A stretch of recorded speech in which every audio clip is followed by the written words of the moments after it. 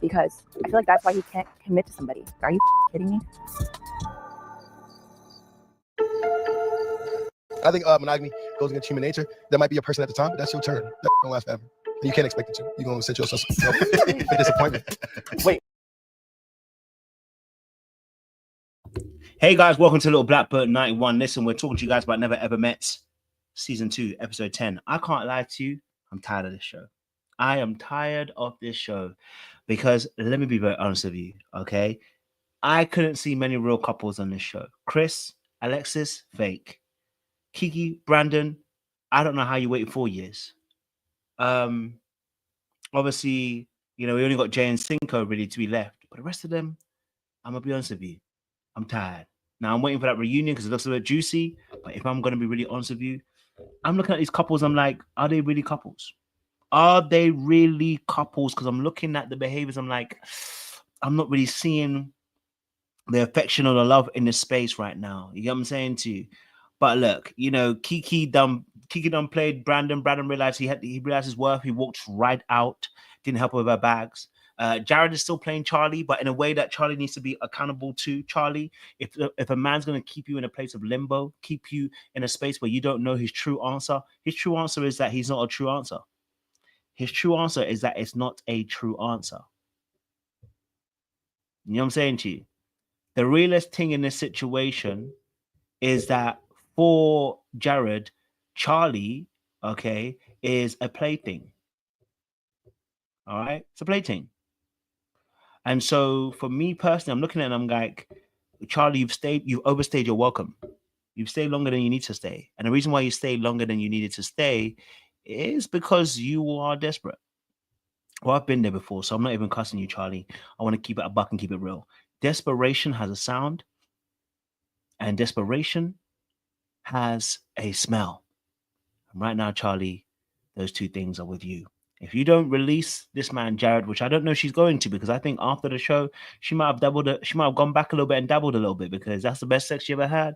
And also because she was willing to tattoo a man's name on her who blood hasn't ever seen yet. You hadn't physically seen him, but you tattooed his name on you. Crazy work. Crazy work. Desperation has a sound. So yeah, look, I can't lie to you. We're going to chop this show up a little bit. I can't lie to you. You know, they got me tired now. They got me tired because I'm like, when are they going to keep it a buck and keep it a stack? This show for me is you know, let's get to the reunion already, because I can't do it no more. Okay, but let's have a little look at this little clip here, and I know the guys will come and join us in a few minutes as well. Wait. So monogamy is basically just for the time being. Being faithful to the person that you're with. Now, yes, I agree on that. When you're with your one person, you are with that one person. But in the back of your mind, you think it's not going to be forever. Yeah. So when that's over, you get another person. Okay. All right, Jared, I need you to wrap it up by yesterday. Wrap it up by yesterday. Brother out here telling us about monogamy and then tried to flip it and gaslight everybody. Sorry, I shouldn't even say gaslight. And tried to rewrite history and reality by saying, no, I wasn't talking about monogamy in that way. I meant like if somebody passed away or someone goes away.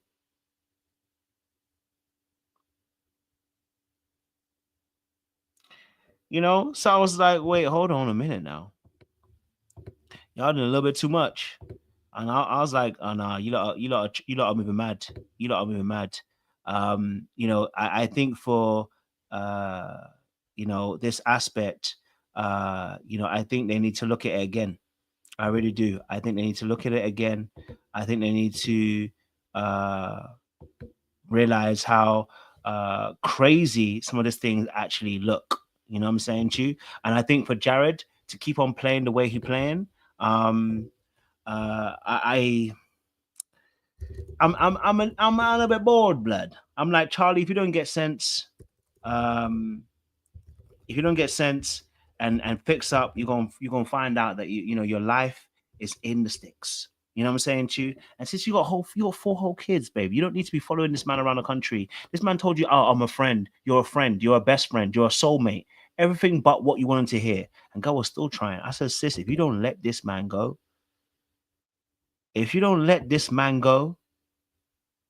you are going to regret it for the rest of your life. Sis, don't let him steal your best years ahead of you. You know what I'm saying to you? So yeah.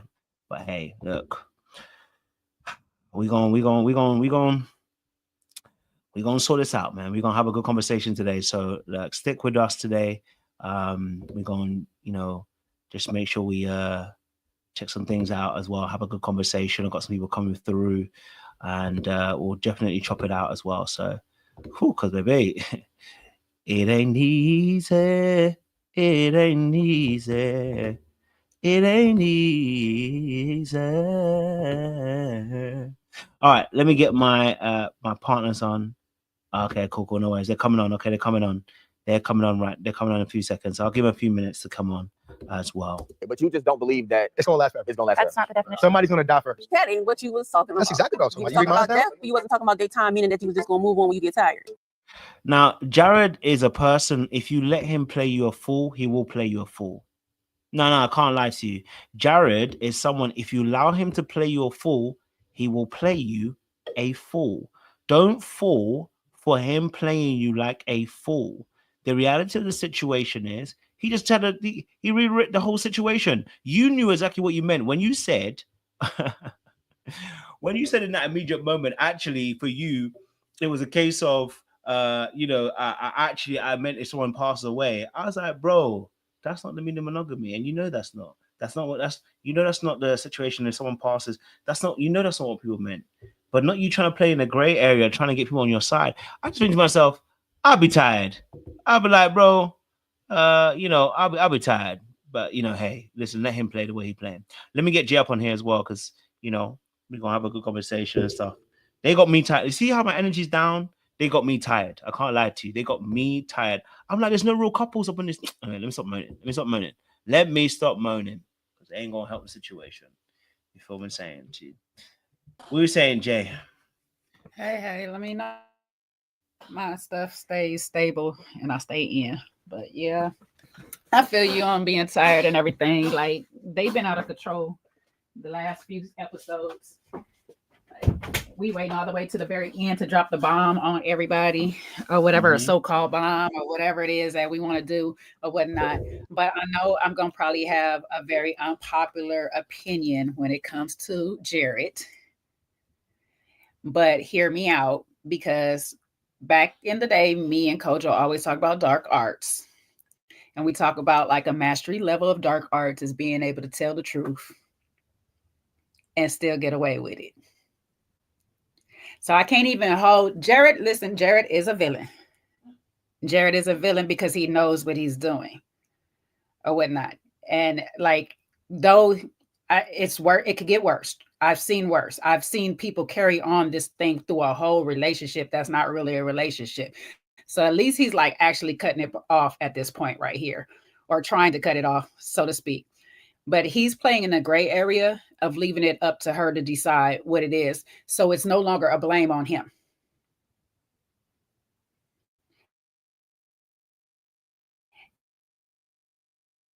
And this is where you can learn from this, ladies. There are women that do it too. But you can learn, like, let me dictate my own life. Let me determine my own future.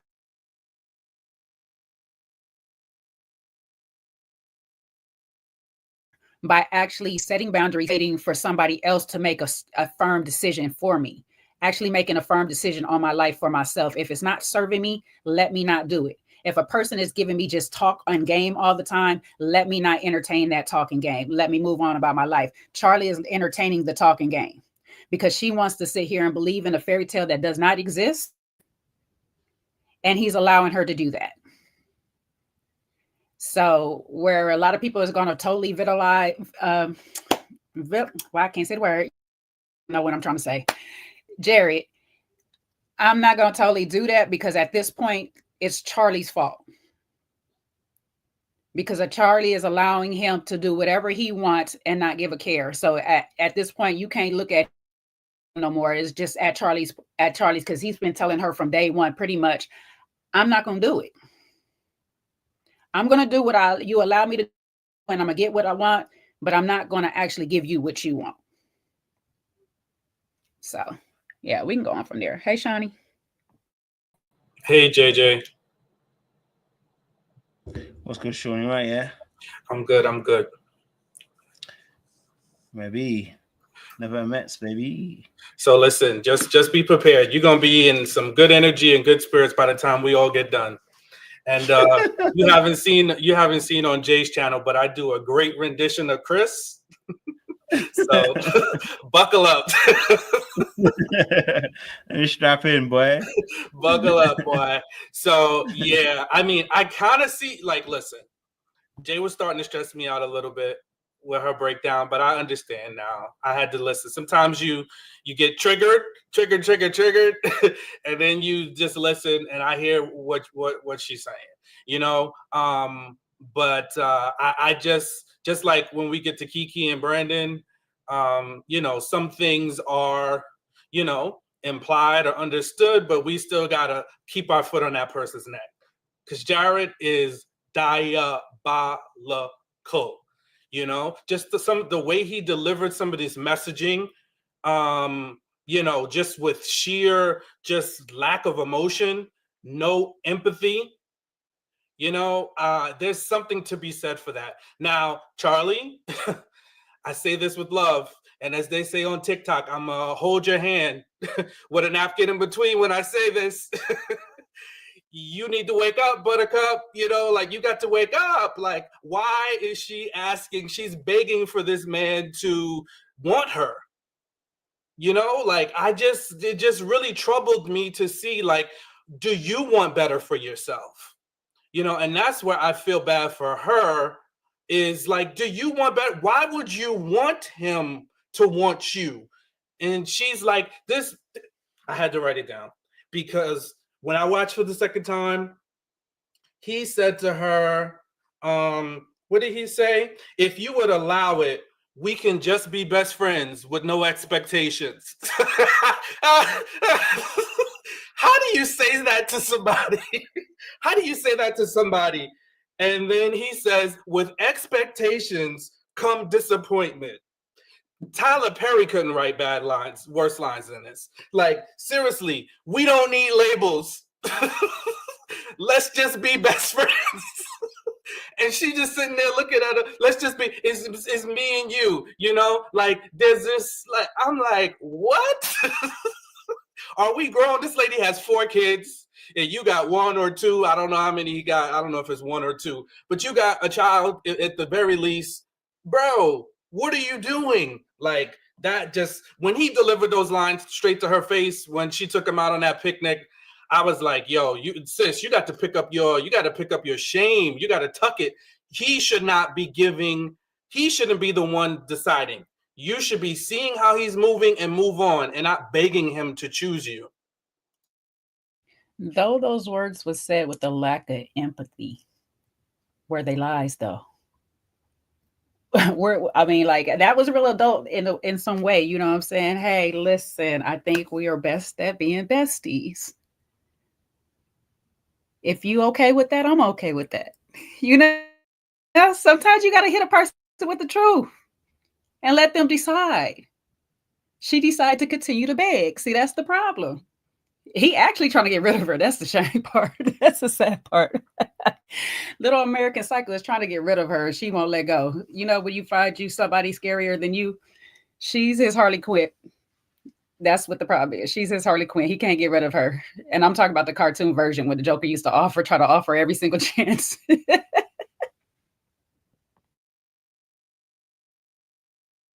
I mean, listen, look, I mean, the brother told her, listen, I want to be a friend. I want to be a best friend.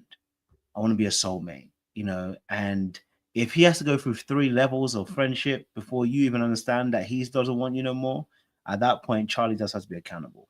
As much as I think that, you know, Jared is a whole-time villain, I know she said she wanted clarity, but at some point, you're going to have to take accountability that, listen, clarity is not coming from somebody who's not clear. Okay? So, you know, I just need her to get it together and get her bags and get the going. You know, she waited to the end and was like, oh, finally, he's been clear with me. I'm like, darling, no, he's been clear with you from the beginning. Okay, all right. Now, apart from the sex part that he whined you and that was manipulation, I have to be honest. He knew what he was doing. He was never going to wife her. Okay, that was crazy work. But like I said, she needs to be accountable because she's always overreaching. How you got a whole tattoo of a man that... How you got a whole tattoo of a man that How you got a whole tattoo of a man that you know? You know what I'm saying to you? Like, no reciprocation. No reciprocation. And so now you got to look at it from a perspective of, and here's the problem with Charlie, and a lot of people, men and women, by the way. She doesn't know what a good relationship looks like. She's willing to take the bare minimum. And that's why when she was talking to Alexis was telling her, and she was like, well, I just think that maybe because he does those little things, he checks up on me, that is enough. And the reality is she has not paid attention to what her actual needs are. And this is what happens to a lot of us. We are in our feelings and we're not understanding our needs, right? So you get into relationships based upon someone making you feel something, which is good. It's good to feel. I'm not saying you shouldn't feel. I'm not saying you should have emotions, but you should also know what your needs and your wants are. When you don't, and you go based on your feelings, you end up in relationships that are actually going to break you. And you have more feelings, not the right ones. You know what I'm saying to you? So feelings are not a bad thing. We should be measuring our relationships not based on feelings, based upon, are they supplying my needs? And if you don't know what that is, go and sit down and start applying yourself and thinking to yourself, what is it that I need from a partner to feel safe, loved, and cared for? Yes. Anyone else want to jump in? Sorry, go for it. Yes, Jay. Yeah. Let me try to have a quick, real heart-to-heart with the Charlies out there, Charlie in specific in this case. I don't know how old you were when you had your first baby, but if you had her or him young, you have not spent no actual time with yourself as an adult.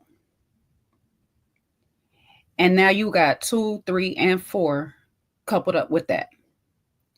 Charlie don't know what love is because Charlie don't know how to love herself. She haven't spent no time with self. At some point, Charlie has to get selfish and just be like, I need time for myself outside of what I got to give to my kids. Spending that time to get to know herself and loving on herself seriously, because this is what we're seeing is an insecurity and desperation from a woman that doesn't need to be, but for some reason is. And that's because she hasn't spent enough time with herself, just learning who Charlie is, what Charlie wants, what Charlie likes, how Charlie wants to be loved. She's a mother through and through, like she's a nurturer through and through, where you're trying to always give out to so many people. Like you're trying to comfort Jared through this whole process on making him want you. And the problem is that you're just pouring more and more out of yourself. You left of yourself and you don't know who you are anymore. Your identity is your kids, whatever man you could put yourself into or whatever and stuff, maybe even your work. That's her whole identity. But who is Charlie outside of Charlie? Like outside of all of that, that's like, who is Charlie? So for the Charlies out there in the world, sometimes you just got to say, I do not need to be in a relationship with anybody outside of myself, especially if I have kids, because I don't have really time for anybody else. And spend some time loving on you. Like your person will come. Like you don't have to push or force it or rush it or anything like that. They will come. But they only come to you when you actually are loving yourself, happy, doing what's right. Now, you also got to be careful because a whole bunch of F people like feed on happiness and stuff like that. So during that time, you got to build up that discernment too on which person is actually for you. But that still requires you spending a lot of time to even know the difference between a good person and a bad person. So I implore a lot of people just like really spend that time just working on self. Like Kevin Gates just told us in the BT things, he is working on self. Take Kevin Gates' advice at this time. Work on yourself sometime by yourself. Now, we don't know if he's fully by himself, but you know, you might need to be.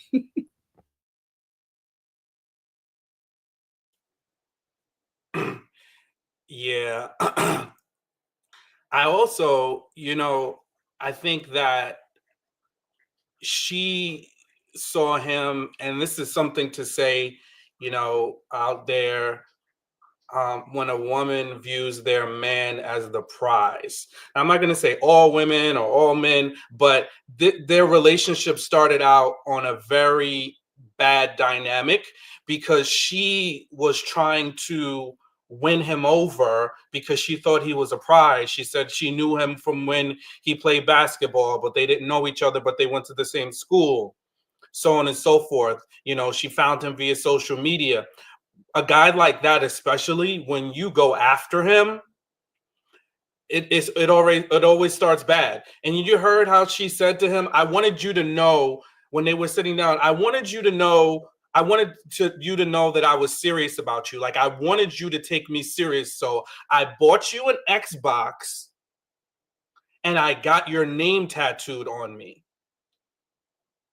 That's how she set herself up to be the mark. Because once he knew that she was desperate, like you said, desperation has a sound. Desperation shows up in how we act, how we position ourselves. You know, that age-old statement, we teach people how to treat us. You gave yourself to him on a platter because you sent a man you've never met a $400 or $500 piece of entertainment, and you tattooed his name permanently on your body. For what? What has he shown you? Do you know him in any type of capacity? Just terrible. And you know what he said when he told her? He said, that's when I started taking you seriously.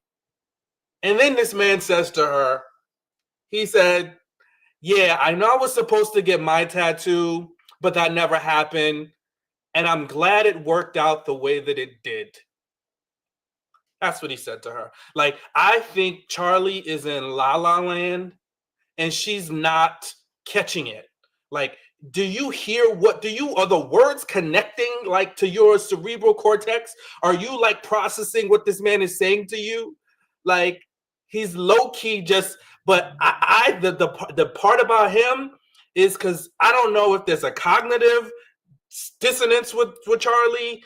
You know, I don't know what's going on, but he's playing on her top, as they say, because she's like, I need you to spell it out for me.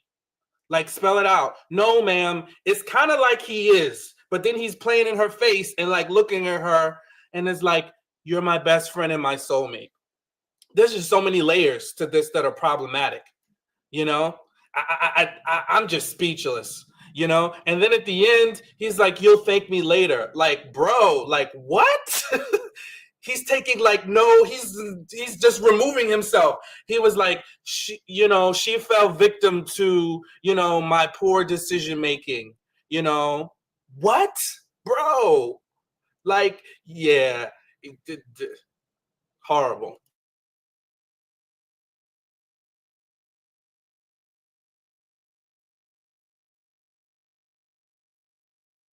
Sean, I be feeling like you don't know if you do honest breakups. No, just let me not mess with you. That was an honest breakup. He just told her, he was like, yes, it's for the best. I will only hurt you from here. She was like, what? No, I won't be hurt. Trust me. I'm okay. No, I don't know. He's a hunter and she's prey. So that's all I can really tell you. This is how hunters operate. They see the game, and that's what he went for. She was easy game. She's basically been throwing herself at this man or whatever. And hey, she solicited the pics, and we see it at the pics this season seem to be reeling everybody in. So he like, I might as well test the waters, see what it do. And now that I got it, I'm good. But he's a bit touched himself. He is a bit on the spectrum. He is a little distant when it comes to like talking about things or emotions or stuff. And I think I was listening to Ty's thing, and they were saying that, maybe it's because somebody hurt him in his own past. So he's scared to get close to anybody now. So he just keeps a safe distance with everybody. I don't know what's totally going on in Jared's head, but I know one thing for sure. He knows exactly what he's doing. And he knows his target audience, and Charlie just falls into that. So you got to be careful out here.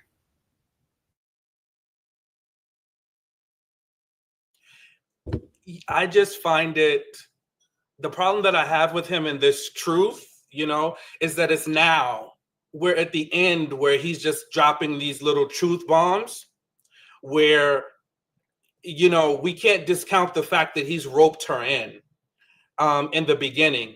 And then not only did he play a terrible game, with her in terms of knowing that once he found out about those 4 kids, I mean, knowing he said it, but I really have a hard time believing anything that he says.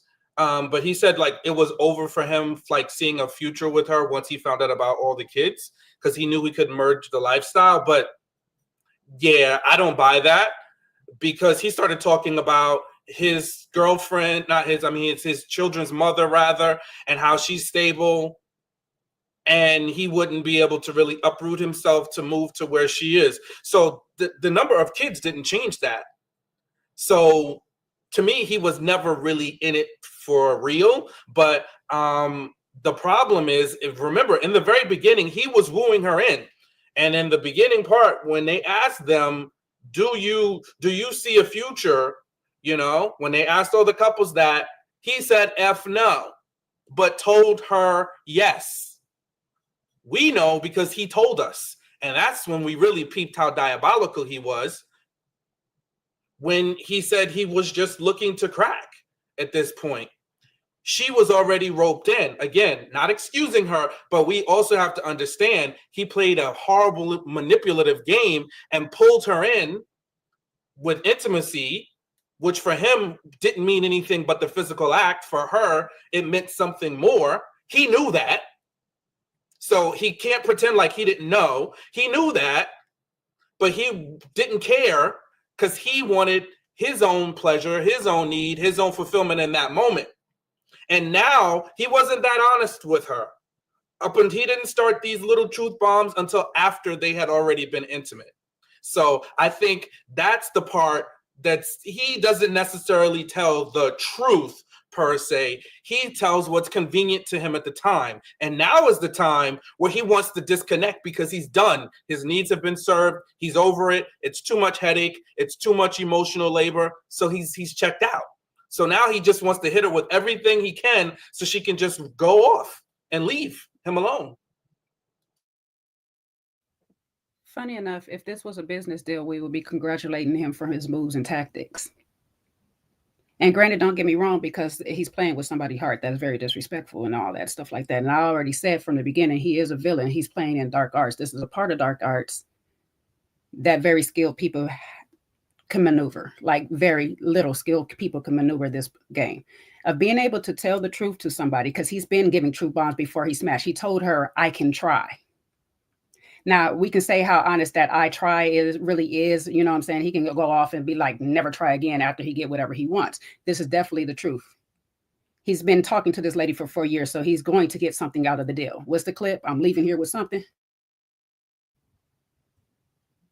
So at the end of the day, he's going to sit here and just let her play as much as he wants. As soon as he said, I'll try, she said, that's all I need. Okay, well. So it's like, I appreciate you keeping your foot on his neck as a man, but I got to keep my foot on her neck, because soon as you beg that man, just try. When he told you his truth is, I'm going to only give you a try, not a definite yes, no, nothing like this. That's up to you to keep your legs closed. That's up to you not to sit here and fall into the trap that he is setting for you because you want to be a willing prey. That's weird. Like, if I love myself, a person telling me he's going to try is not enough for me. I need you to do, because you can, because God made you so that you can. And if you wanted to, you would. If I was who you wanted to do anything for, guess what? You would. So what you're basically telling me is I'm not that one. I don't need to translate it into anything else. I don't need you to try. I need to try for myself. That's what I need to do. Only person that need to try on me is me. If you can't do for me, then I don't need you. And like Charlie said, if all you need was that man, then you shouldn't have to beg him to try. But if he wanted you back, he wouldn't be trying. So before he even got the cookies, she said, just give it a try. He said, okay, fine. I'm going to go for the cookies. Now, do I think he's diabolical for telling us, the world, that's what his plan was? Hell yeah. Only villains do that in the movies. You know what I'm saying? Like, only people in the movies tell us what their plan is. So it's like, what the hell was you thinking on that part? That's something you should have kept to yourself and never revealed.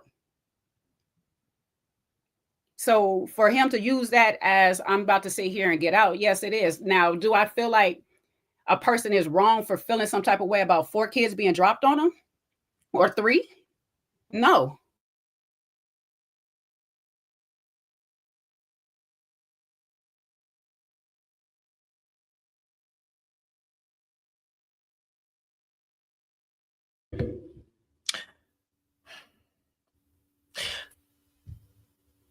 Well, what I would say is on the situation, I think there's some dirt on both sides here. Okay. I think obviously when she lied originally, that was some dirt.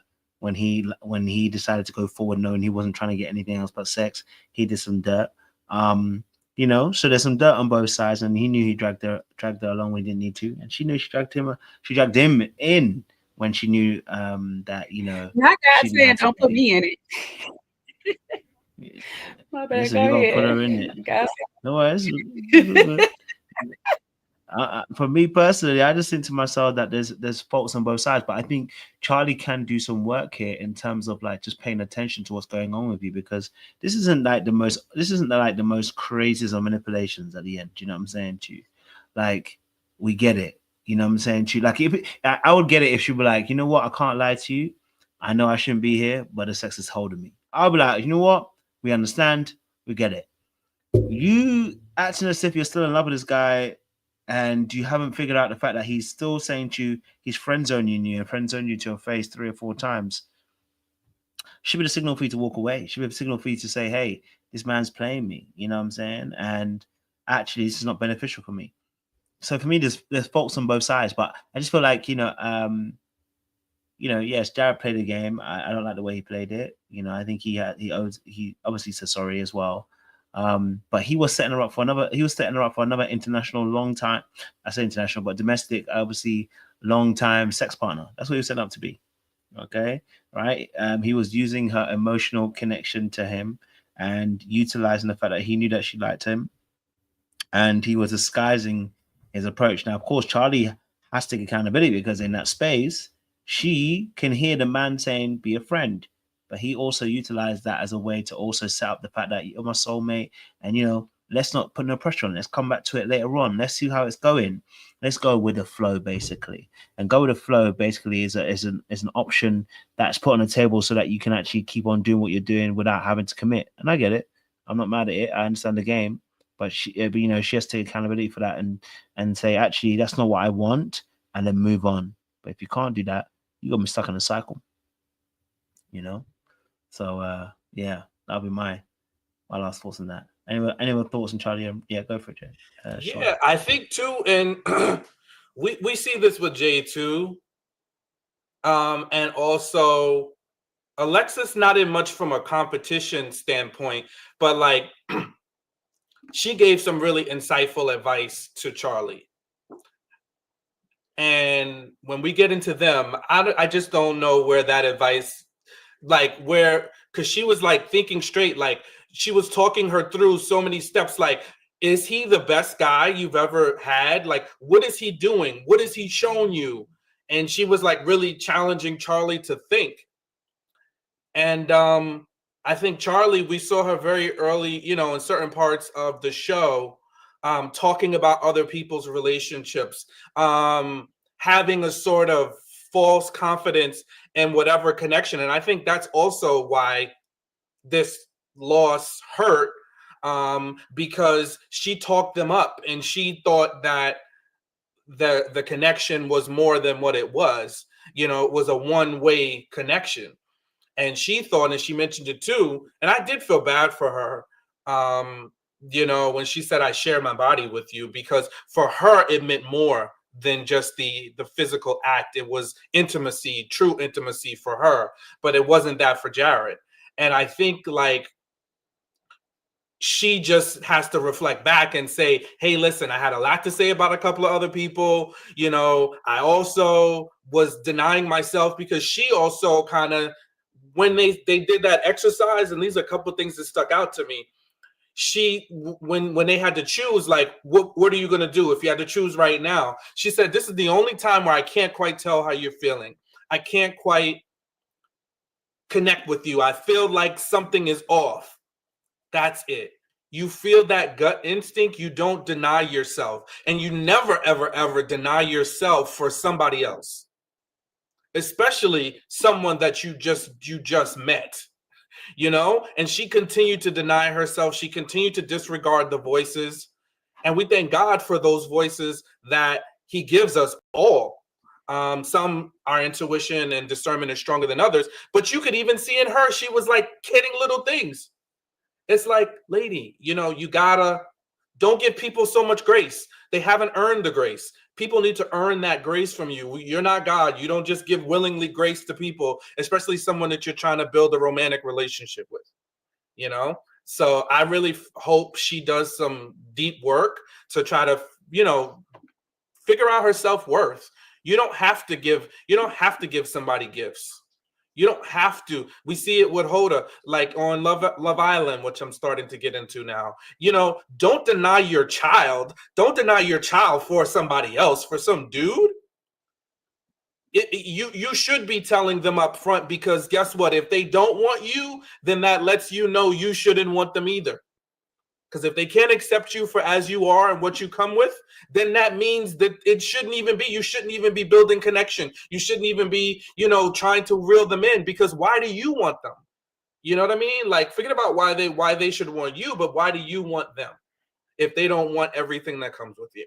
So those are my parting words. And lastly, Jared needs to heal his inner child, because how you can just so diabolically disconnect, feign any type of accountability. It's like a feigned veil of truth. You know, that stuff, I don't buy it. That's fake. It's phony. You're not authentically sorry. You're not understanding of that person's plight, because you don't deliver a message like that. You don't use those words. You talk about if you cared about somebody, you don't treat them that way. So yeah. Well, you can't expect a person that don't love themselves to love somebody else either. So there's that with Jared as well. It's like, you know, like you said, there's an inner child that's still hurt, scorned, or whatever the case may be up in there. Or it can be a young adult who found love or their heart break early, you know what I'm saying? And nobody guided them through it. Don't know which one he's dealing with. Probably both. But he got to sit on the bench too. He got to learn to love himself. You know what I'm saying? The problem is Jared is not going to see himself doing wrong because he lives in the gray area. And for him, he's saying, I'm allowing you to make the decision. You're choosing your own fate with you. Jared is the devil's work. When I say it like that, it sounds crazy and hard, but you know how the devil basically gave Eve the choice? That's what Jared does. He gives people the choice to make their own decision. And it's almost like a good Bible reference, lesson to learn right here. You know what I'm saying? Like, certain people speak the tongue of the devil. So you got to be able to decide what's right and wrong with you, what you can live with, what's going to make you feel good at the end of the day, and what's going to tear you down. And if it doesn't serve you, once again, maybe you should just let it go. If it doesn't benefit you in the end, you should let it go, or at least chalk it up to, hey, we both got a physical interaction out of this. Now, I know she might have wanted more. She done talked herself up to more, and probably they both was doing a whole bunch of talking where they said it would have been more. But you have to also realize that was before the man realized you had 3 more kids. So it could have been a whole bunch of promising and all that stuff. Now I can't deliver on a promise. So when I have to lie to manipulate and like reel somebody in to my side, I got to be accountable for that. And there's a lot on her part that she still got to be accountable for, because literally, you said, Sean, he roped her in, but she did the same to him. Some people are your instant karma. So as much as we would like, or she might like to blame him in this, she's going to have to sit down somewhere, reflect on what part she played in this, so she won't continue to play that same part. Because the thing about that, these kids, on top of it, you just had a baby by a man that you barely met, according to you. So why do you feel like a man should value you when he knows this about you? That you're just out here sleeping with people and potentially lying about the pregnancies of things. So there's a lot both of them need to work on, and they were just a perfect match for destruction at the end.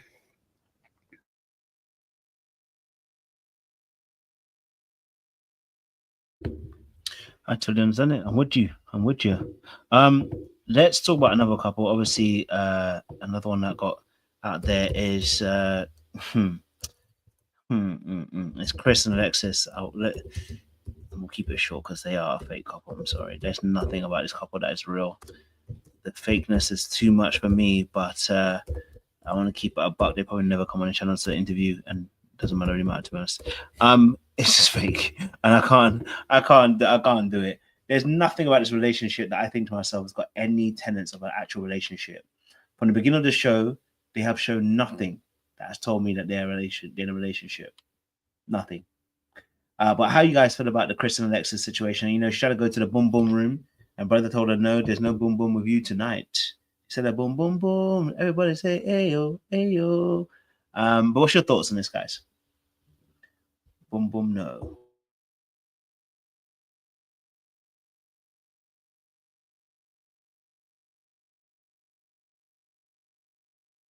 I get it. There's not much to say about them. I hear it. Well, I guess Jay must be waiting for me to go, because I don't know. We talk about, you know, and this is what I mentioned earlier with Alexis and her sage wisdom that she was delivering to Charlie. I just don't know where that was for her. Like, how was she talking to herself? Like, you know what I mean? It seems like she's been begging for Chris to lay it down. And it's like she's being on her best behavior. It's like, you know, in the beginning, she was, you know, vivacious, you know, outspoken. And then she kind of just tweaked herself a little bit to be a little bit more demure, a little bit more, you know, mindful, as they say. And she's like contorting herself into a pretzel to try to get Chris to lay her down. And this man is more convinced of playing a role. So I took some notes, just a couple, not as many for him. But she said, you owe me a visit to the boom boom room. And this is Chris. I don't want to go. You're going to put some voodoo on me. What? Like, are you for real?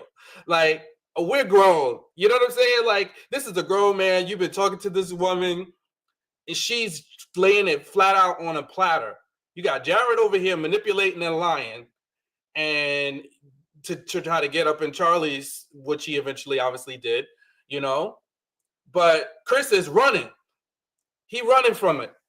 I don't understand. He said, we got when they came down to decision time, we got some big decisions to make tonight. We got some big decisions to make tonight. I don't know, Kojo. Like, you interviewed him. Did you interview Chris when he was on Ready to Love? He made a guest appearance when you interview Maya. I don't know where all of this came from. I think he is auditioning for his next role. It must be some Southern bumpkin, because this doesn't make any sense. What do you mean? We all got to make some big decisions tonight. It's like she asked, he low-key is a little diabolical too, because she was like, where's your head at? We all got some big decisions to make tonight. That's your response as a 30-plus-year-old dude? God told me we not going to the boom boom room. God told me she about to put some voodoo on me. Like, bro, why? It's what is it? Weaponized incompetence. I think Chris is imploring weaponized incompetence. Like, he is playing like he's slow, because there is no way. I've never seen him show up so slow like this. And I'm sure my, dialogue is not going to help with an interview tonight. I mean, look, bro, help us. Maybe we're missing it. Maybe I'm being too harsh. Alexis, you look too, you need to turn it down a little. It's like, what? Bro, what are you saying? Like, are you for real? Like, I'm convinced. Like, if he came on and said, listen, guys, I know I was doing a lot, I would be like, okay, bro, I can respect you. I can respect you. But this, I almost wanted to reach out to Maya and be like, hey, Maya, is this what this is what you was dealing with? But I said, I don't want to disrupt her. I don't want to bother her. She's probably living her life, and free. So, but I just was so curious, because this guy is acting so dense. Like, come on. This lady is like laying it out on a platter for you. And he's playing the fool. You know that song out there? You know, he's scared of this. He's scared. He's scared of you, Alexis. Please, Alexis, let me tell you. Come on. Wake up. He don't want it. And even if you were to let him have it and he took it, it ain't going nowhere, baby girl. Don't move to Dallas. She says she's considering moving to Dallas. Don't do it. Don't do it. Now, Chris is not diabolical, but Jared is. Wow. You see how if you just play the game, but you play it with nice, a little nicely, with a little empathy, how you can get away with it. Because Chris is doing the same thing. He using dummy tactic for sure, but he doing the same thing. Now he manipulating himself to get out the cooch, get away from the cooch. You know what I'm saying? He's manipulating to get out this whole situation and all. But for you to sit there and be like, I don't know what I'm going to do, but I'm going to still leave with her at the end, knowing that it's still not going to be nothing when we leave here.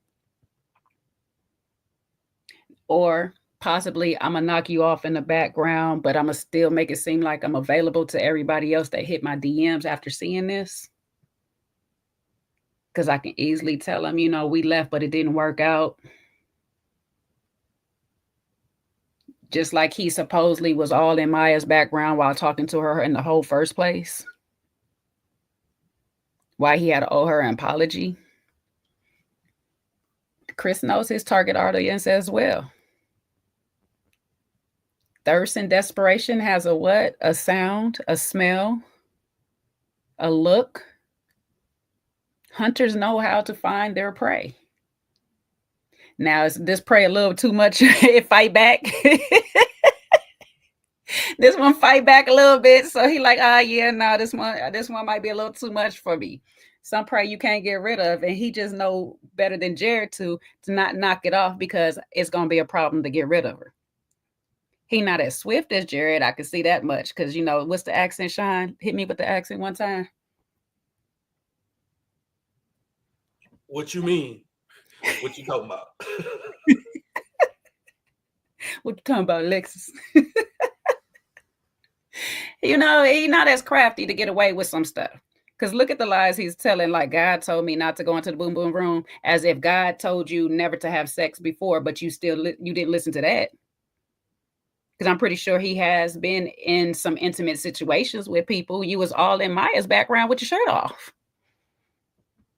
So God didn't tell you to come with your skin clothed that day? Not to be all up on her and all this stuff like that. So let's not play. Chris knew what he was doing, and it was very sad of him. I would prefer had he just had told her, this not working out. I can't do this. But you're gonna sit here and still say we should go in the same car together.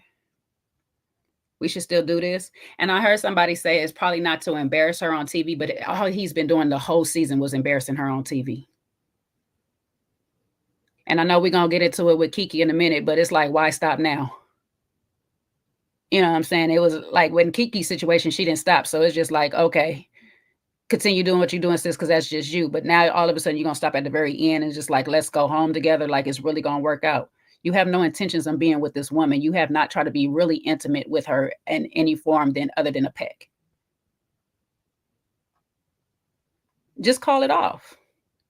Y'all met. It's not going to work for you. Move on. Don't have this woman on TV talking about she going to move to Dallas and all this stuff like that. But we'll see where it goes in the reunion. We'll see how it work out.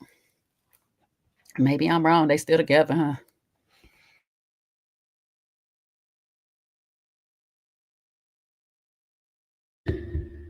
Ain't no way.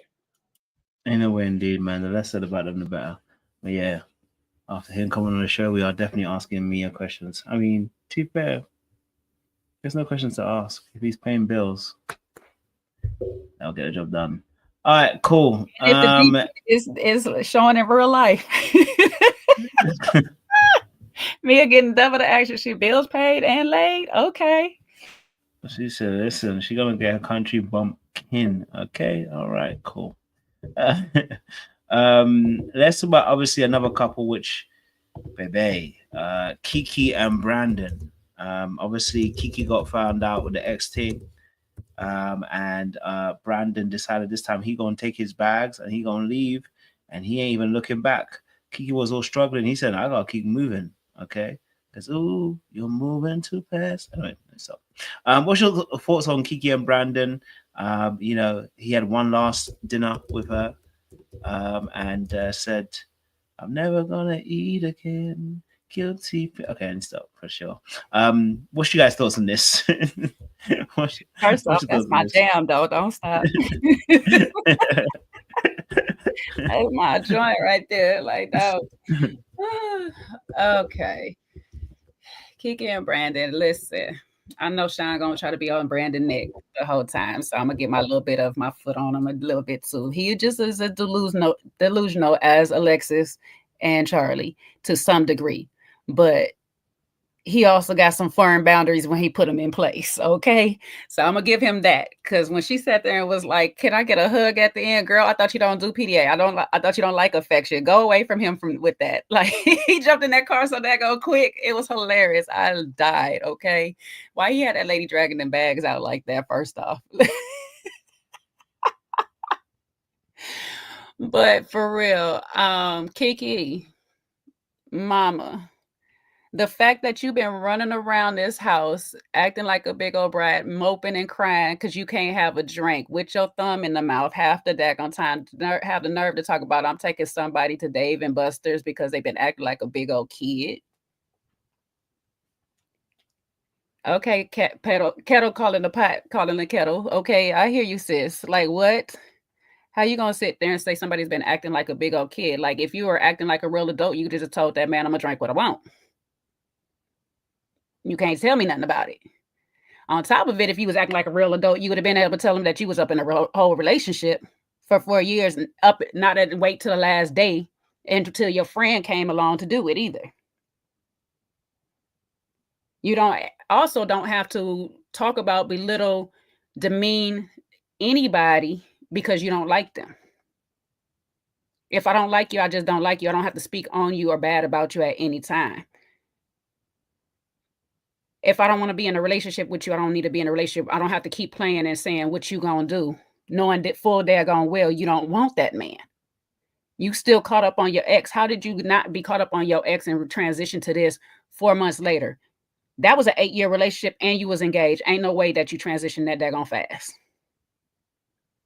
And you just moved out. Then you want him to get over it. Now, you want to talk about some manipulation and stuff like this. This is where we start to get in narc behavior, when they tell you something bad that they done to you and they tell you to get over it and how soon you should get over it. That right there needs to be checked and studied real quick, because how you going to tell somebody that you hurt how they should respond to the hurt? That you acting like a child and you just need to move on. I told you that was 24 hours ago. Why are you still on that? That's old news. But a man's still processing. And if he feels some way about it, he has a right to feel some way about it. You've been keeping the secret for 4 whole years. I'm glad Brandon decided to pick himself at the end of all of this, because I was going to really be so pissed off if he didn't. And I was going to really talk about you men out here being extra delusional. Because some of y'all are. Not these two on this platform, but some of y'all are. And y'all need to hear that you are, okay? Before y'all get them real pills, talk about how the woman took all your money. Well, you was delulu, sir. Okay? But I don't know. I don't have much more to say about these two anymore right now.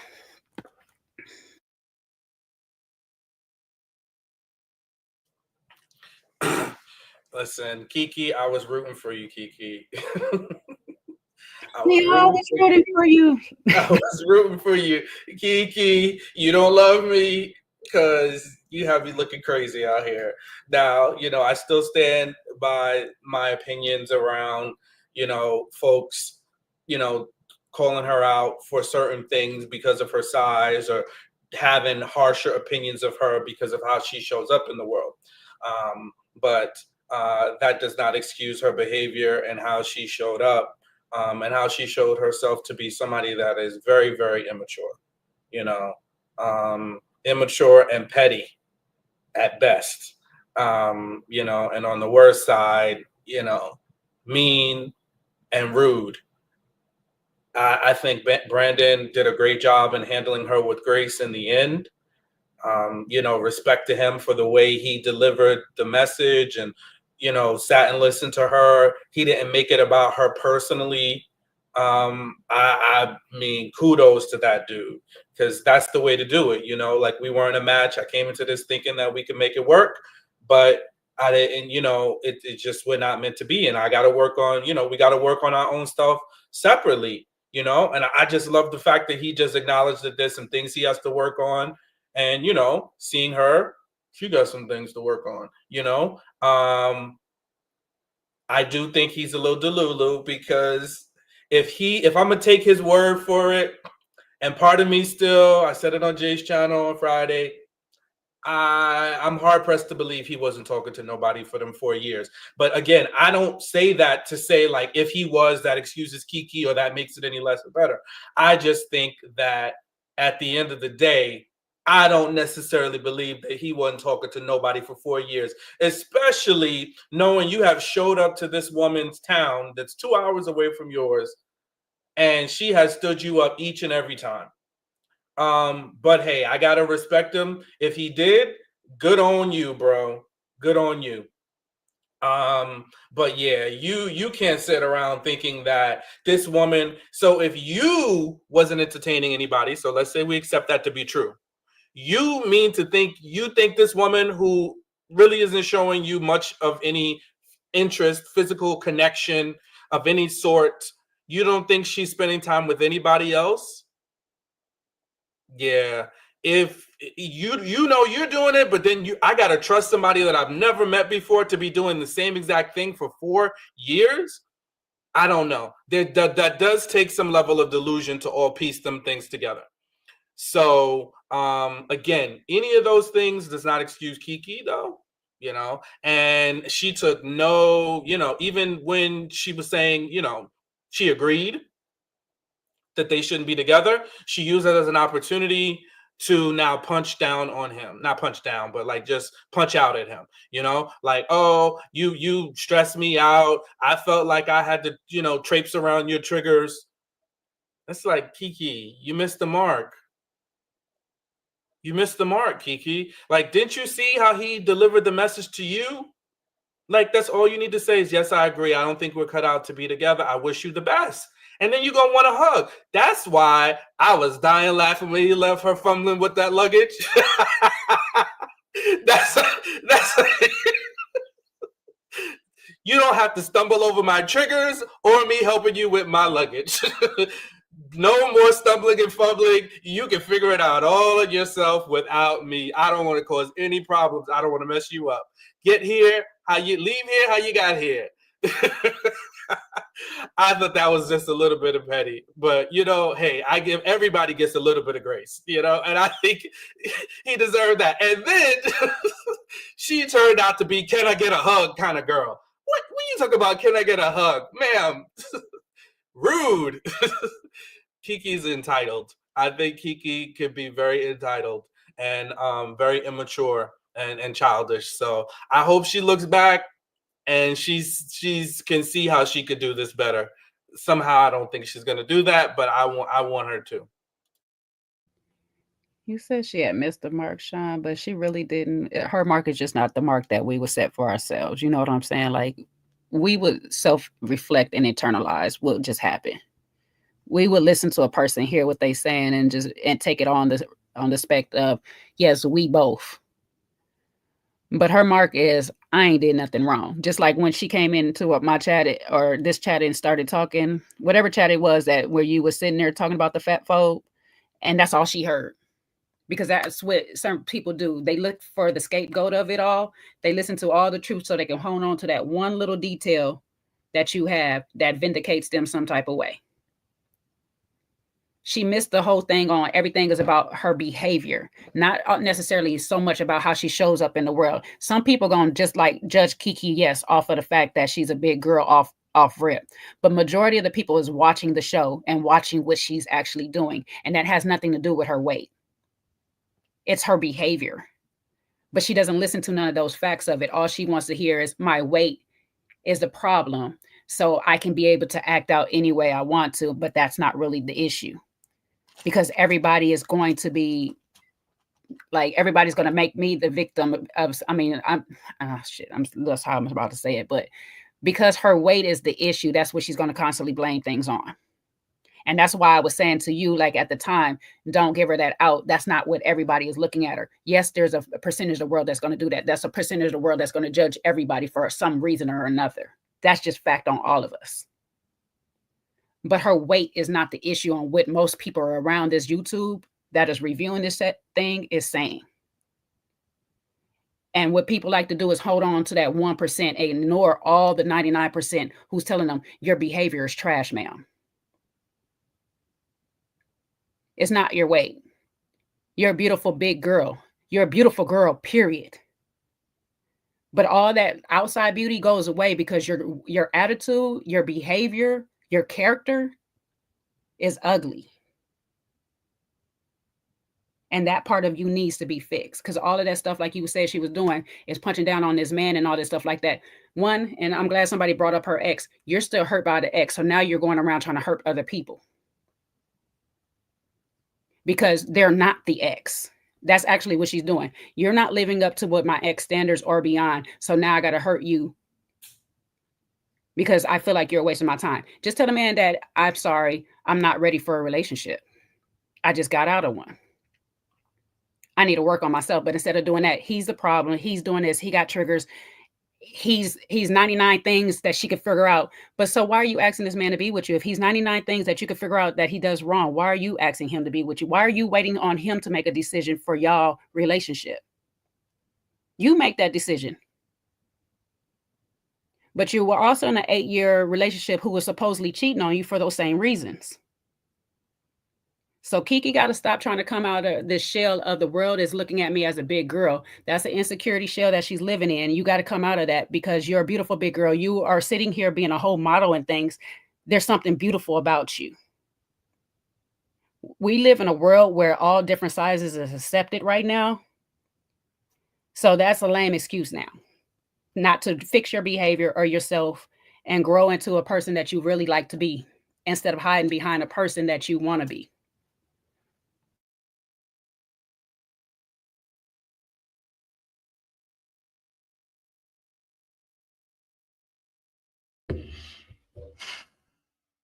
Well, listen, look, I think with Kiki, I think she just got a little bit of self-work to do just to kind of love herself a bit more. Maybe she didn't feel worthy of Brandon, you know. Maybe she felt like, you know, he's someone that she would like, and maybe she felt like she wasn't worthy of him, and that's why some of the behaviors were as they were. She's got a few things that she needs to go through and just work through, you know, her drinking and her, you know, disposition to that. I think on this episode, I think the lack of accountability around the ex and the lack of really just kind of remorse in terms of holding someone, regardless of whether you can prove it or not, you can't prove it, right? Whether you felt like Brandon was lying to you, probably was. Let's be honest. For 4 years, you wouldn't talk to nobody, probably was, but that doesn't mean you weren't wrong. So either way, you still should have taken accountability for putting that person in that position. They may have been talking to somebody, but at the end of the day, you were the one that said you were in a relationship, that you weren't in a relationship, but you were in a relationship with somebody. So you just got to be accountable for your actual situation. And so, you know, for her, I think that accountability is a massive thing. And when you're not accountable in several areas, this is something that's going to be very difficult to maintain relationships. So when you're not willing to see the man in the mirror and see how the man in the mirror is affecting your relationships, you'll continually do the same things over and over again. So she just needs to take some time, sit yourself down, get some healing in you, you know, start to really kind of contemplate. You've got a lovely show, never met. You can watch it back and you can really start to kind of look at yourself and say, is that how I want to show up? Okay, that's not how I want to show up. Then there's things I've got to start doing. But yeah, for me personally, it feels like, you know, Kiki for her and Brandon, you know, she wanted him to forgive her for her sins, but I don't think she even, number one, forgave herself, and number two, I also feel like you know, she wanted an unconditional love here, because I guess that was gonna represent what she maybe hasn't had much of, but it wouldn't have made her stay. So my thing is that, you know, he made the right choice, Brandon, long term, but with Kiki, you know, she unfortunately just needs to just be able to self-reflect, self-analyze, start being more self-aware about the way you're showing up, and how you want to show up, and that will honestly start changing your relationships in the future as well. You know, so yeah. Any other thoughts on Kiki and Brandon? Two more people that need to take time to love on themselves. You're into the lies. Okay. Last couple. Mr. I'm gonna move to Atlanta. Sinko and Jay, and I want to get your thoughts on this couple here, Sinko and Jay. What's your thoughts on this, guys? Because they are obviously the standout couple that seemingly were authentic and were seemingly going somewhere. You know, they kept themselves to themselves, and they actually, you know, strive through and became the top couple. Not that it means much, but you know, they seem to be doing quite well. What's your thoughts on Jay and Sinko? What is your thoughts on Jay and Sinko?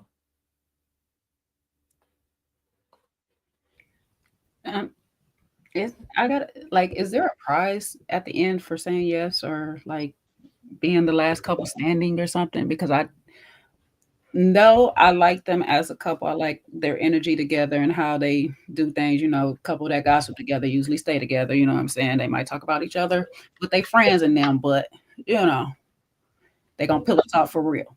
And these two are doing a lot of that. But I just don't understand the need for competitiveness. And what's going to happen when we're no longer partners like that, you know what I'm saying? Or we're in settings where work, say, is involved. Are we going to take competition there? Because Jay has a strong competitive nature. And I know we both in sports, but sometimes when I'm competing with my partner, it is like neither one of us win at the end of the day. Like while we on the same team, it's all great. When it's us against the world, it's all great. But every so often in one day, it's going to change, and it's going to be me versus you. How is that going to look? Like, is you going to back down? When Jay is wrong, is she going to back down? When Sinko is wrong, is he going to back down? We don't have no real hiccups right now, so we still in the honeymoon phase of it all. Our biggest issue is where we're going to live and stuff like that, but that's somewhere to decide from years from now. But when we start getting into real debates, real conversations, real disagreements, how is that going to look?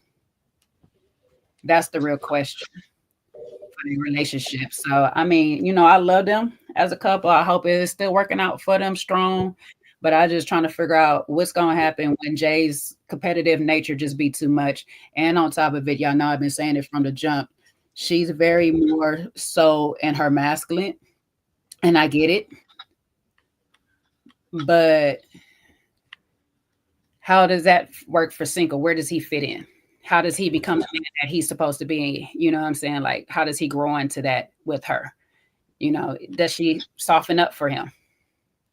Can she soften up for him? And that's part of the debate on where you're going to stay. You know what I'm saying? In her case, she does use the kid as a reason, and I can see it as a reason. It's well established and stuff like that. But on the other hand, you can't move your child, and they can get reestablished somewhere else. So it's like a catch-22 on that part right there. But we'll see at the reunion. Hopefully they still together, though. I like them as a couple.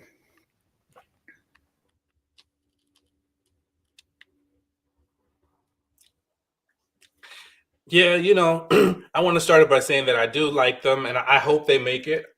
You know, they seem to be invested in each other.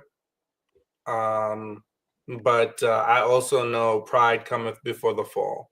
And unfortunately, throughout this whole season, Jay, with her commentary, has just been very she's been hypercritical of the other couples. She had a lot of commentary. Even in this last episode, she was like, "We're the only couple that's gonna make it." And it's like, come on, you know, like you don't have to do that. And I think sometimes people get on these shows and it brings out the worst in them, because we don't necessarily get to see the best of the person. The show will amplify one of the worst parts of your personality. And I think that's a part of her that she has to work on. Just being hypercritical of other people, comparing herself to other people, elevating herself above other people. You don't need to do that. You know, you don't need to punch down on somebody else to elevate yourself. Your relationship doesn't have to look the best and everybody else can look the worst. You know, if you want to celebrate yourself, you celebrate you and Sinko and how happy you are with the connection that you have. But it doesn't mean you have to downplay everybody, talk about everybody's relationship, point out everybody else's flaws, right? You know, there's that scripture, you know, pull out the log in your own eye, you know? So I just want her to do less of that. Less of the criticizing people, talking down on other people, because it starts to become part of who you are. You know, when it's just like somebody was like, you know, somebody says like something, that person's this just becomes their brand. It becomes like part of your identity, part of your, you know, and I get it. She's a coach, she's athletic, but that doesn't have to be who you are. That competitive part, that talk crap part. Yeah, you talk crap on the basketball court or whatever field you happen to be playing.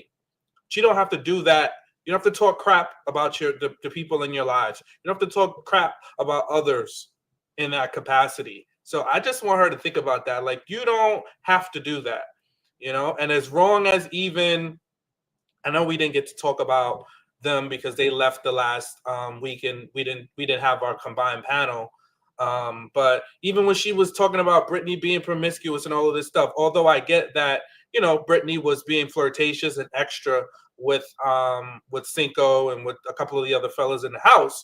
I'm not saying she was, you know, wrong for calling her out, but calling her, you know, an HOE, you know, calling her promiscuous. Technically, that's not what promiscuous is. She was flirtatious, you know, maybe a little too forward, too friendly, but promiscuous, unless you saw her sleeping with Sinko, you know, sleeping with Chris, then you could call her promiscuous. But for right now, you know, easy, like just easy. I just want her to, you know, maybe she's had to fight, because even when her and Sinko were having that disagreement and in the house, and the sister came and visited and kind of intervened and helped, she was able to cool her off. I think Jay might be like a fight or flight kind of person. She might be like quick to the jaw, very punchy, you know, and maybe once you peel back the layer, you see the sweetness of her. But I just didn't see that. Other than seeing her cook for people, you know, and that's an act of love. Other than that, I just saw her to be hypercritical and, you know, just a little mean-spirited to other folks. And in the little clip of the reunion, I think she kind of gets called out for it. She's obviously going to be a little defensive. She's going to play defense. I don't think she's going to own it, but looks like some of the ladies were just calling her out for some of her, you know, like how she walked in the house. She wasn't super friendly. So there's that. Sinko, I think that's why they get along, but he's not as like hypercritical, but he is critical, and he has a lot of advice and a lot of commentary for everybody in the house and telling people what they should do, and this and talking to what's his name, Tai, talking to Chris, telling them what they should or shouldn't do, talking to Clay. You know, I think that's why they work together, but then that could be their undoing too. You know, that could be their undoing as well, because if we got two people that always have opinions and always want to tell people what to do, who's going to back down? Who's going to, sometimes you just, you know, like if some things are understood, you don't need to say it. So that's that. I guess what we're here most about Britney and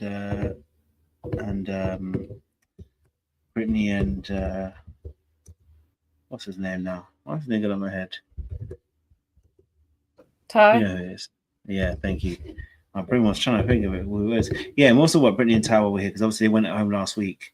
But what was your the whole beef last week in terms of Britney and Tai? What was your guys' thoughts on Britney and Tai, man? How did you see the situation? Because, you know, she was doing a lot last week and he was doing a lot, you know, well, yeah, I mean, he was doing a lot, but not doing as much. You know what I'm saying? She'd end up in a little messy argument where they were in each other's face and stuff. So what were you guys' thoughts on Britney and Tai?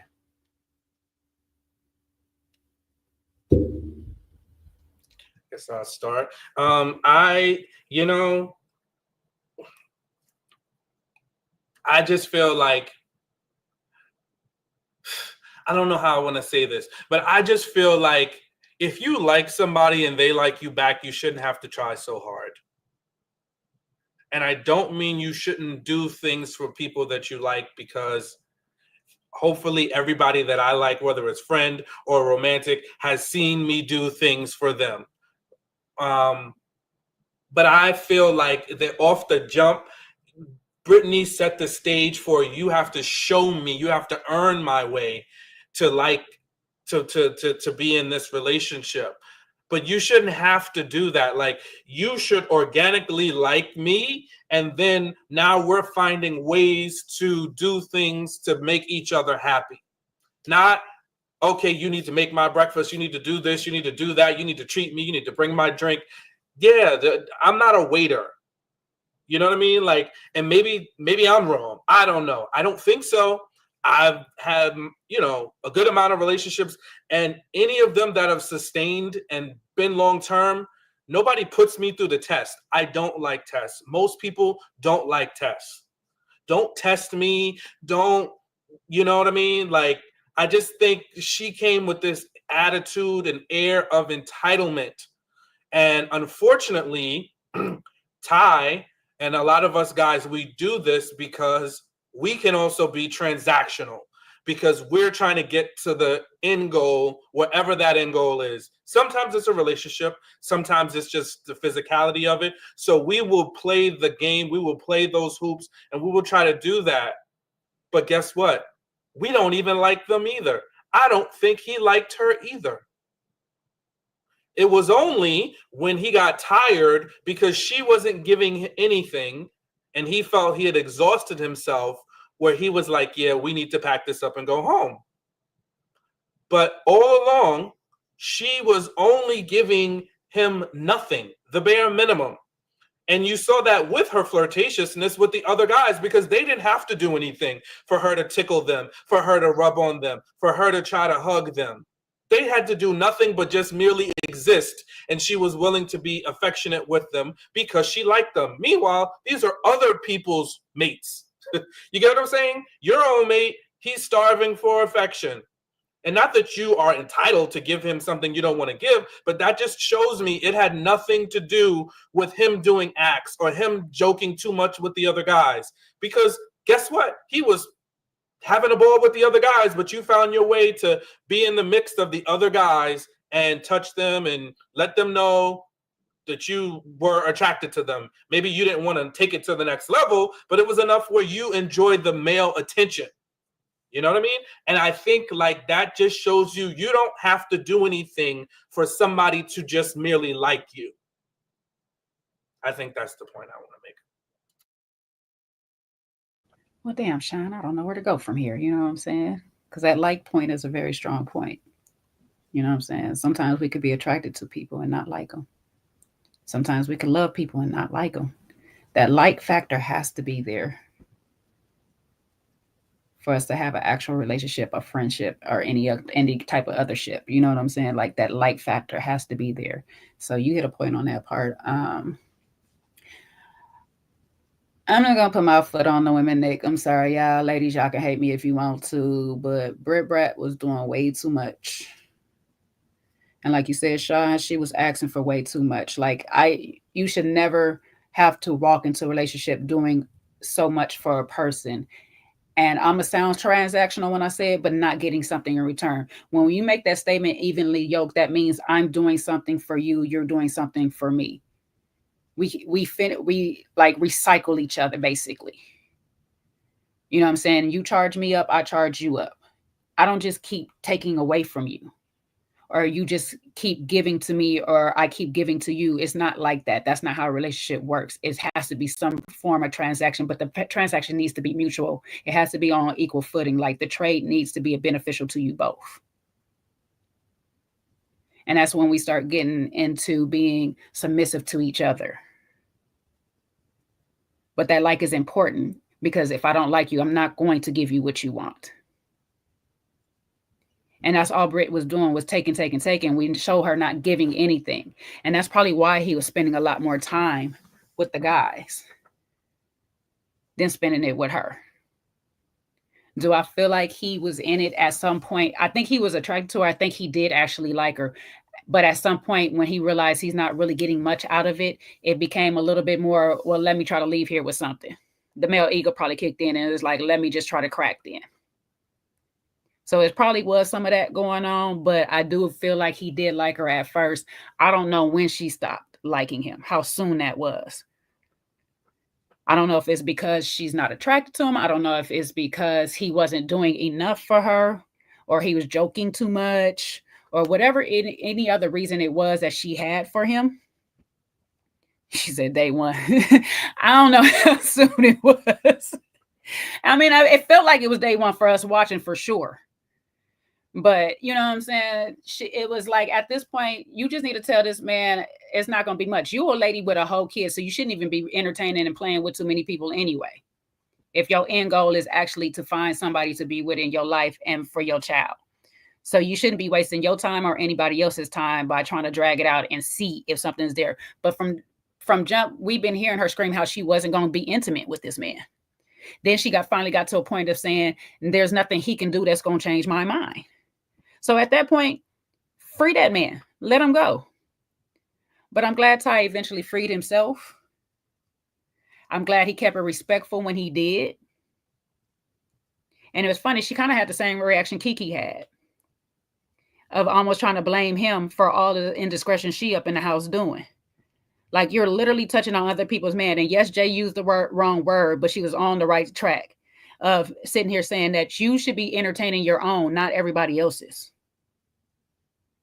And if you don't want that man, just let him be. Go home. What you dragging it out for? Because everybody's having conversations to the point Jared is telling you and calling you out on your BS. Jared, of all people. Your bestie in the house is telling you how you don't even want the man. Though she's a little enabler because she didn't tell you to your face as far as we seen. But everybody is saying your BS.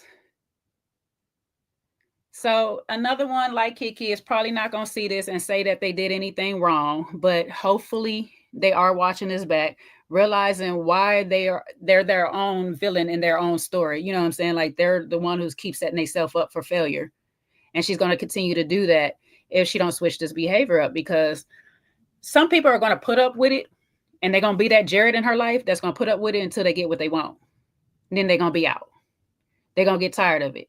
This type of energy is very draining and is very tiring, that I got to keep trying to live up. And it makes me realize when we was all kikiing and laughing about the fact that he said, I can't keep up. I can't live up to her standards on a daily basis. I get it now.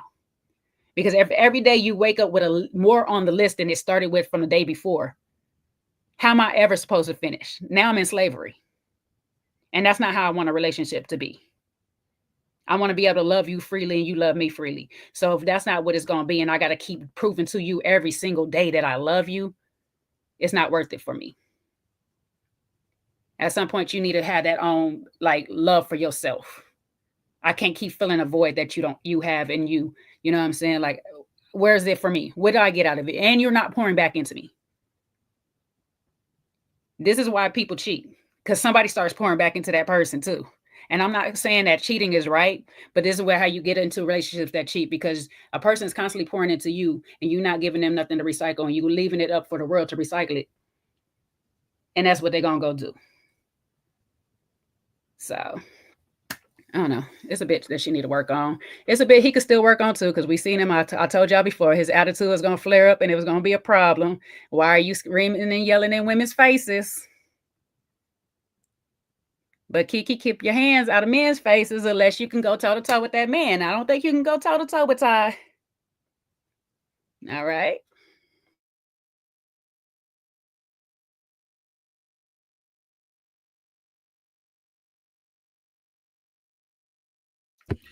Yeah, that's the other part. The both of them, you know, when two people are combustible, they both are very, very they're hotheads. And you know, I've seen him explode a couple of times. And you know, the last argument they had where she was flailing her fingers in his face, fortunately he walked away from her. But at the end of the day, I hope she like really sits and realizes like, hey, I have some things to reflect on. I mean, they had a digital exclusive where she was talking with Charlie. I didn't hear a whole lot of self-reflection. I heard a whole lot of he, and not me. And I think people, you know, in their relationships, you know, especially when one goes sour, you need to stop the, you know, you need the me, you know, look at yourself, look at what you did. Because it's easy to say what somebody else did, you know, but what did you do? What did I do? So I hope she just looks at it, because nobody's perfect. Nobody handles every scenario correctly, and there's a lesson for everybody to take away, no matter how great or small the offense was in the end. There's something to take away for you, because people show up in your life for a reason. And if you want to take the lesson, you want to take it. But if you don't heed the lesson, you're just going to keep repeating it. And I just see that. And listen, Tai was a little desperation too. There was a little desperation on him. You know, after watching Love Island, the first 4 episodes, them people was kissing strangers blindfolded, and he's over here begging this lady for some tongue. You don't have to beg somebody for a kiss.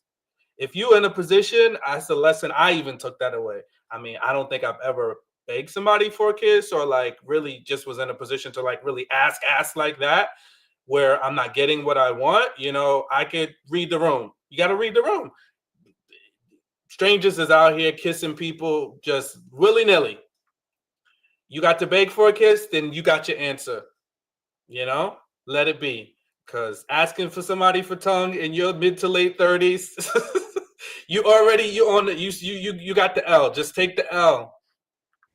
Sean, you know that Negro's a 90s, 70, 80 baby. He was listening to TLC, Ain't Too Proud to Beg. He taking it to the extreme. I'm just going to say this. Child, we've been having mirrors, basically some form of a mirror, since 6000 BCE. I'm going to need people to start using it. Sit in that mirror and look at yourself and figure out what the heck you be doing wrong, instead of judging everybody else that we see in the world.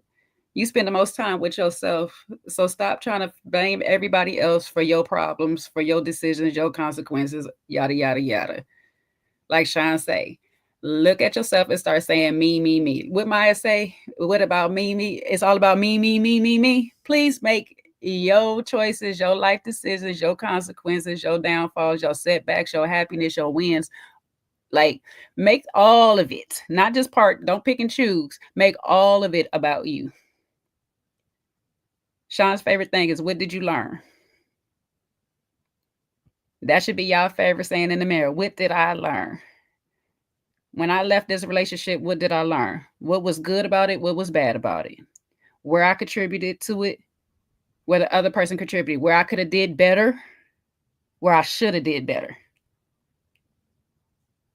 We need to start focusing on ourselves. If you spend more time focusing on yourself, you ain't got time to be focusing on everybody else. You know what I'm saying? Like, the world would be a better place. Now, it'd be a bunch of little narcissists probably running around, but it'd be a better place.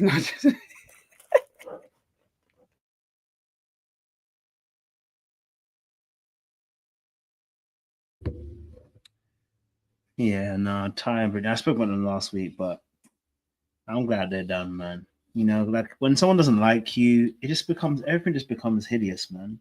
Like everything becomes difficult, and I think that's just the key thing. It's like she doesn't like him, and so because she didn't like him, everything about their situation just became painful, and it was dragged. And instead of her being honest, because I think she thinks sometimes she's a little bit better than him, you know, her behavior was unbecoming. and unraveling as well. Now, of course, she had a bit of pressure from the group, but she was lacking accountability in terms of the fact that her behavior was showing that she was not prioritizing Tai, and so Tai can't then get closer to her, right? And so again, that's not to just put it on her. Of course, Tai is involved, but it goes on to say, it's like, sis, like, come on, can you be a little bit more accountable? Can you look at self-awareness and realize how you're showing up and how this is contributing towards the downfall of this relationship? Can you see how, because you don't like him, nothing works, and at least, I mean, she doesn't say it, but at least she didn't drag him along, like, in terms of actually, like, pretending as if she liked him just to see where he can go. At least she was kind of mean, because the meanness kind of kept him at bay. You know what I mean? Like, kept him kind of grounded. You know what I'm saying? I don't like it, but at least you can know, innit? A bit like the Jared and Charlie situation. If I keep telling you, you're my best friend and soulmate, I mean, I sold your dream, but I ain't sold you the whole dream. Like, you got to be accountable for that. You know what I'm saying? Just the same way I said that Charlie got to be accountable, Ty got to be accountable. After a while, you got to stop trying, bro, because that person ain't even trying to give you nothing back in regards. Now, he got a little peck eventually, but, if the wood gone on woodpecker gone peck, whatever that thing is, yeah. That's about as he ain't getting nothing for her, So if you're gonna be chasing that, there has to be visible evidence that we are progressing, and we never really had that. So yeah, I think this is something I'm looking at Ty, and I'm like, but I hear it. He had to call her out, and it was fair to call her out. You know what I'm saying to you? I don't think he disrespected her, but it was definitely not something that was working with the Indians too, because she wasn't feeling him. This lesson for us man them as well. Look, when the ladies don't fancy you know what I'm saying to you, they're gonna tell you they can grow in it. Yeah, she tried all right to grow, and she ended up regressing. That's what happened right there. You know what I'm saying to you? She had a negative growth. You know what I'm saying to you? Negative growth. When they don't fancy you, they're going to negatively grow with you. Okay? All right? Don't fall for it now. Okay? Don't fall for it. She's going to tell you that you look cute. Don't fall for it. If you ain't nothing up about handsome, don't fall for it. Jay going to come and lie to us right now, but I hear it. Go on, No, Jay. I'm not going to lie to you about crap. Because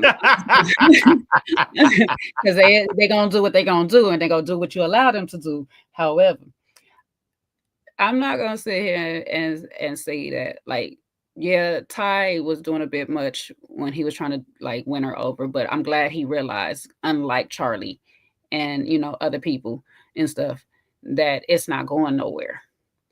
And I say this because I know for sure that Britt was going to continue to string him along as long as she could too.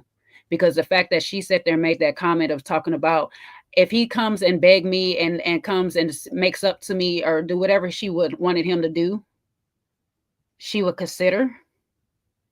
She's waiting for him to come talk to her. And when he didn't give her that energy, that's when she decided to break up with it. But had he, like, basically threw himself back at her, she'd have still been stringing that man along. And let's just be honest on that part. So, I'm just glad that he's seen what needs to be saw, and he did what he had to do, which was basically set some boundaries for himself and respect himself and say, you know what? I agree with you. You want to let this go? Let's let it go. She was hoping that he would be like, no, let's continue to work on it. Let's be honest. Like, she don't want that man, but she want him to gravel. She want him to beg. So if he had begged or chose anything different than, okay, packing my bags now, see you at the car, she would have still been playing with that man. So I'm glad that was, City Boys up 1. You know what I'm saying? City Girls down 3. Y'all got this round. No, City Boys are down on this, Jay, because he didn't get nothing. He didn't get nothing, and he out them crab legs and lobster that he cooked in his apartment. But the crab legs, he out the crab legs and lobster, you know what I'm saying? But he already figured that it might be some trash, you know what I'm saying? I'm not going to say cooch, but sex, so. But he is down to crab legs. He is down to crab legs. He's up a lesson, hopefully, if he takes the lesson. I don't have to prove, not in that way, Nah, you just out about $40, $60, you know what I'm saying? If you got it from Costco. In this economy? If he got it from Costco. You saw all of them You saw them crab legs, and he had lobster up in there. That's a cool $100 I plus. tell the you, side. out here at Costco, it's a whole deal. Y'all better F with it. You better get your little membership. That deal is still like $50 if you get them king crab legs. Exactly. I said it was about $40-$60. You know what I'm saying? A couple of lobsters. That's like 20 at the store. You know, you ain't getting no big old Maine lobster tail, but you know, he did a little something. One day, somebody's gonna see that and be like, "Oh, I like lobster too." No, that can't be it. That can't be it. No, he said himself to be a sugar daddy. He has not learned the lesson. Sugar daddy, and I'm not gonna sit here and let y'all take that away from the women in the world. Some women need a sugar daddy that you ain't got to get no sugar to. They need the sugar daddy that you ain't got to get no sugar to. All right. Don't try to take Coach. I'm trying to take it away from us. Don't stay strong, ladies. Engage with people that you like, okay? Not people that you like for what they have. That's it's more than enough people for you to have fun with. You should be having fun with folks that you genuinely like. If you don't like them, set them free. No, straight up, the world be a better place. We already got enough drama in the world, so don't add to it, because you know people a little tick tick boom now. You know, people's getting real upset. So not to say it excuses improper behavior, but don't be toying with people, you know? Right, because people is crashing out. So we definitely hear that. Listen, ain't no joke. Well, listen, we have reached our fantabulous end for this particular review. You know what I mean? And shout out to Never Ever Met season 2. You know, I don't think they were ever gonna make it. Can't lie to you. Season 2, I couldn't lie to you. But they made it, and they got to the other end of it. You know, and they said Ready to Love can suffer, whilst we watched Never Ever Met. So shout out to Ready to Love. I mean, shout out to Own TV for making that executive decision. Someone will be fired soon, I'm sure. But it was an enjoyable watch. You know, in some departments.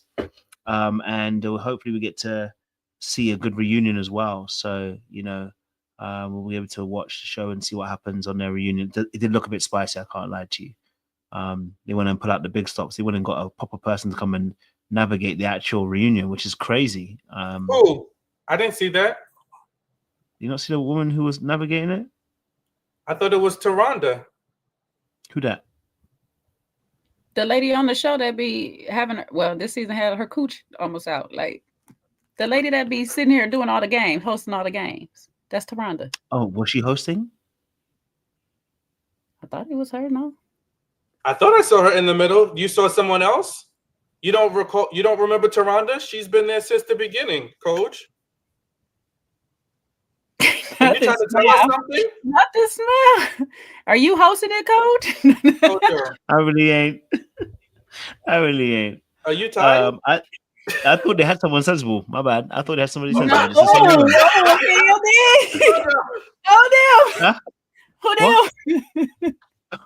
Oh, it's the same I don't woman. think you did that intentionally. I don't think you were intentionally being. Sorry, my bad. Yeah, I didn't mean like that. But I thought they had. I thought it was a new person. I thought they were a dedicated person. Unless they're gonna show up. But it would be nice because Tati has wanted to come on with us, so maybe we can get her to come next week after the reunion. Yeah, get her to come on a Tuesday. Let's see what she got to say, because I'm sure she want to cuss. No, she don't. I'm just sure she got something to say about old boy. Yeah, know what I mean? Cool. Who, Tati? Mm-hmm. Nah. Yeah. I want to the reunion. If she can get Kavossi on here, that'd be helpful too. We can ask him some questions. Kavossi. Let's get Kavossi on here. We need to understand what's going on with Kavossi. Play. Now I can forgot his name. Play is not coming on this channel. Oh no, I think he would like to be on this. Kavossi would like to clear the air. We need to get Jared on here. Oh my God. We do get Jared. Y'all get Jared. I'll be laughing. You know what? I might have been break protocol, but let's just ask him some questions, because I need to understand what the heck's going on, Jared. Like, what were you thinking? You know? And Chris I'll be too. mad at Jared's I need truth. him to break that accent. Just Yeah. give us the real. Wait, y'all gonna be mad Jared come over here like Sabrina 2.0. Manipulate the audience right into his favor. Y'all better be careful. Now you're gonna find out I these can days. see Jared come on and just be gaslighting us right through our face. What He gonna be didn't talking you about- understand? Right. Yeah. Is this not Don't what you the let principle of the relationship show was? Yeah. Right. I gave her two choices: to leave with me and not be together, or not leave with me and not be together. I don't understand what we missing. I Boy, left oh it up to her. boy. Yeah. It'll be interesting to see. It'll be interesting to see it happen. To us. Yeah, maybe we can see if we can get Jared on. Well, Jared, We'll come try on and get Jared. Jazz watching. Let's get you on, bro. Let's get you on. Come and tell us your truth. You know what I mean? You know.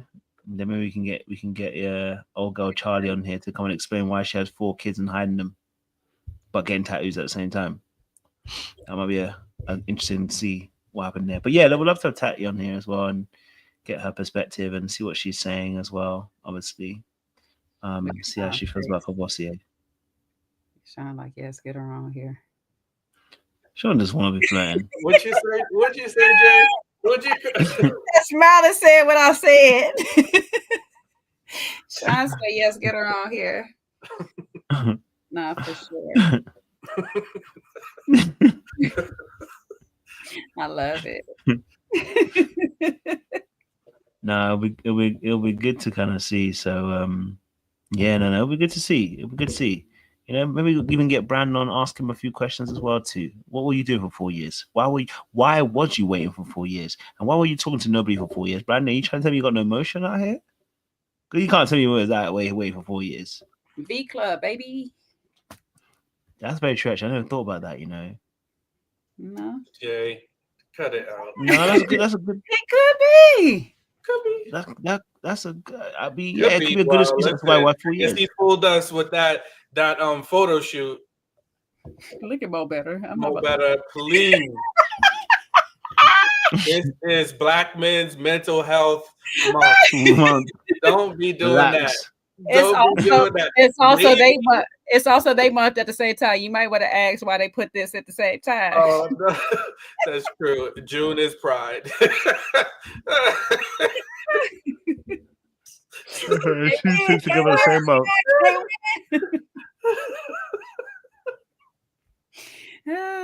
I don't know. Maybe he took a vow of celibacy or abstinence for 4 years. That? Semen retention. Well, that don't explain you not talking to somebody though. No. But maybe semen retention does not mean no. That's why I took it back. That's why I cut it off real quick. The celibacy, I guess, will work if you just not talking to nobody at all ever in life. He was a nun. He was a nun for 4 years. A monk, or a priest, not a nun. He was in school. He was a fairy. Wow.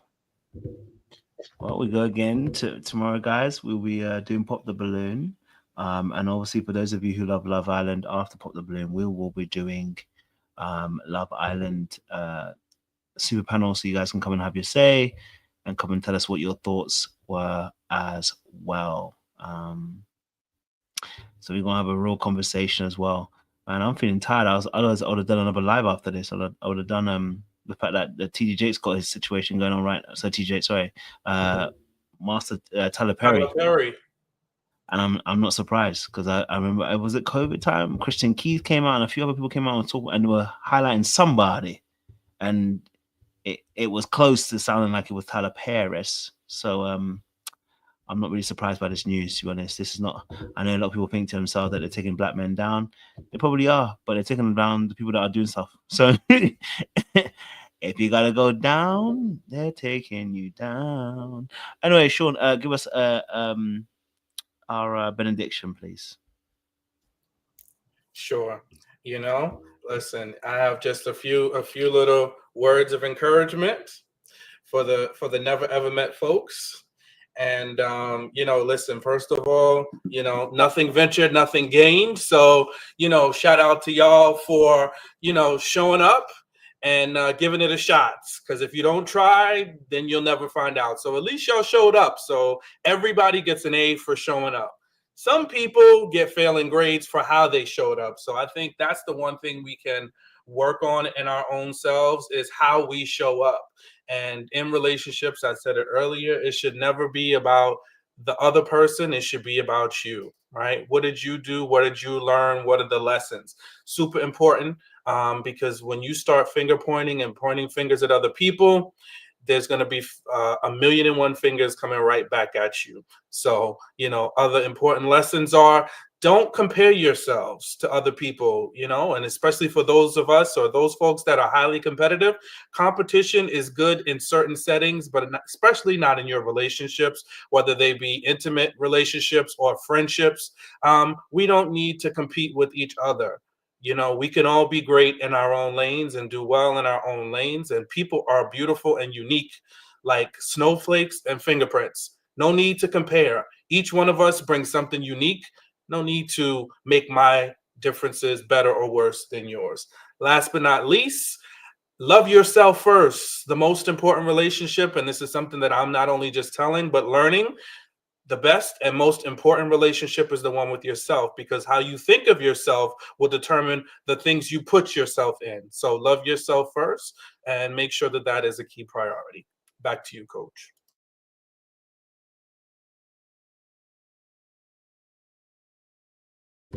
Thank you very much, Sean. I appreciate that. Listen, audience members, thank you so much. We appreciate you. And we'll be back tomorrow with some more great lives as well. And I'll put some videos into tomorrow as well. So a lot of different videos I need to tap into. K. Michelle situation with Cam Newton was a big thing. There is some things with Dr. Sarah that she mentioned, which is also a good thing as well. So a couple of videos I need to put out and try to break down. Also, I'm going to do Rashid and Kirk. They did a live with did a video with Carlos. So obviously it's been going viral. So I said I'll do a little video on that as well for you guys. That might be a little bit of a live, apparently Kirk only cheated once and we were bamboozled. So he only cheated once with Jasmine, and there wasn't, for some reason it got blown up that he cheated several times when it was just once. And that once, obviously, time he got somebody pregnant. So yeah, we'll discuss that on that. We'll discuss that when we do a live on that as well. As well. So we'll break that down. All right, cool, guys. I appreciate you lot. Stay loaded, stay safe out here. We will see you again soon. Much love, much appreciation. Ta-ra, ta-ra. Good night.